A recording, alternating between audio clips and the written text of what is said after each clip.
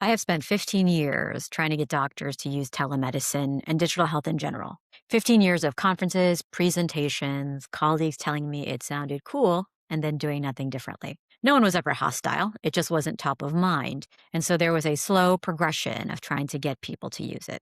Then, of course, the COVID pandemic hit, and suddenly every physician in the country was doing virtual visits within weeks. I was getting phone calls from all over the country trying to ask me, how do we do this? How do we make this happen? Since then, I have thought that we had done it, but we have not. National telehealth usage today sits somewhere between 5 and 10. We had the biggest forced adoption event in the history of digital health, and it produced almost nothing durable. I'm Dr. Aditi Joshi, and I'm the founder of Ardexia, where we talk about digital health adoption, sustainable models for health technology, and how do we actually make that happen? Today, we're going to talk about me and why I am actually doing this. So, why did this happen? We had this adoption event. We have to remember that compliance is not adoption. So, going back to COVID, we had an emergency situation. So, people basically behave the way they do under crisis conditions. So, when the crisis ends, what happens? People tend to go back to the behavior that they had done before. I will say, obviously, that people knew more about what telemedicine was. They had a little bit of experience. This was true for both clinicians as well as patients,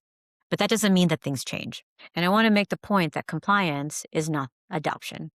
They're not the same thing, and we can't can keep confusing them. At the time, I was working at Jefferson Health. Well before the pandemic, we had crossed 30% of physician adoption using telemedicine and staffing telemedicine. The pandemic actually took us far beyond that. We were actually closing to almost 100% of our faculty doing telemedicine. We weren't actually forcing behavior onto a culture that had not changed. We already had it. However, we were an outlier, and it took me years to understand that we were, because the evidence shows that the national numbers collapsed back after the emergency waivers ended. But Jefferson's held. We actually still have it running. And so I really became curious, how did that happen? People who are familiar with Malcolm Gladwell have probably heard about the tipping point.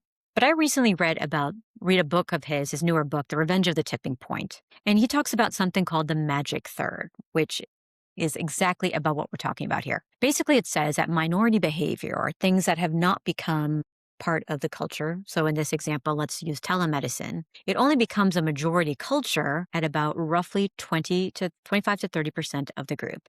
That means you need to get that much of the population to use something or to believe something or to have that change for it to actually happen. Below that threshold, early adopters are basically noise. We are essentially outliers, and the majority can comfortably ignore it. They're not the momentum. They are the subculture that is inside the culture that has not actually changed yet. So if we think about the example of telemedicine, I will say I was probably one of those noisy people going to SAM and ASAP, trying to formalize it for emergency medicine. Now, my colleagues are not being difficult. They just were below that threshold, or they weren't particularly convinced of it. However, once you cross that 30%, everything flips. It becomes actually weird not to use that tool.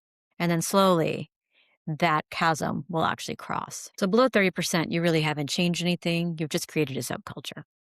So let's talk about why most programs stall. First, we tend to celebrate 10 to 15%. We have a pilot, we have 10 to 15% of people using it, or if they've been using it for 3 to 6 months. That's really enthusiasm, it's not momentum, because I have seen that doesn't actually herald anything. So when a lot of companies or clients come to me and say, oh, but we're at this rate, and I'll say, yeah, that's not actually going to help unless you actually bring it up. Second, we tend to measure the wrong things. We have logins, completion rates, utilization rates, but none of it actually tells you whether this is clinically useful and influencing clinical decisions. If it's not, it's just a tool for fun that the doctor can put aside and not use again. Third, and I saw this a lot, is the workaround problems. Clinicians will build parallel systems, and then you think that they're using the tool, but they're actually working around it. And you basically, what I like to call compliance theater. They're using the tool. It seems like they're using it, but they're actually working around it. I'm making it a little bit more funny, but we don't want them to have workarounds because it actually makes it worse for doctors and it makes burnout worse. Next is the pilot trap. So we have a pilot, right? So it signals that we're testing to something, not committing. So a health system can run a pilot, review the data, and then face a decision that nobody actually planned for. Do we actually run this? How do we actually scale it? How do we actually implement it? This happens a lot. And I see this too with companies that are startups and they have a pilot. They think that's very exciting, and it can be exciting. However, you need an actual plan of how you're going to implement it, make sure that you have enough people using it, and that it influences clinical decisions. If you don't have a committed path to scale, no budget for the next phase, and no framework for what success actually requires, you're going to get stuck in this. And then again, we see this all the time that there is always failure happening. I like to give an example of a client that I had. There was a dashboard that kept showing that the nurses were using a new tool that was an AI based tool. But they actually had stopped using it about 3 weeks before, but they knew that if they just highlighted a couple of things, it would look like they used it. So, what do we actually do about that? Now, we're talking about the barrier between 15 and 25, because like I said, once you get to that 25 to 30%, it's much easier to actually cross that chasm than it is to get to that first third. So let's say we get there. So, right, how do we make sure that it's happening? And I'll say that most of the time, it's not actually a technical problem, it's social. So, clinicians in that range, so they're still what we would call the first third of adopters. They actually know how to use the tool, but they don't actually see enough of their peers using it, or they don't feel like it's useful enough, and their peers don't tell them, or their colleagues don't tell them what's useful enough. Who do the skeptics see adopting it?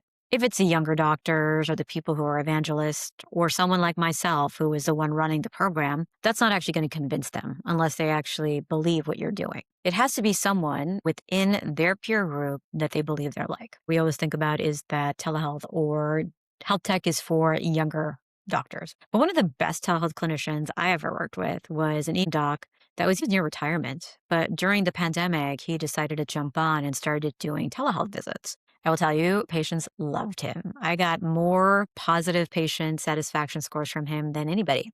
But he wasn't the obvious choice. And so people never thought that this was the group to actually target.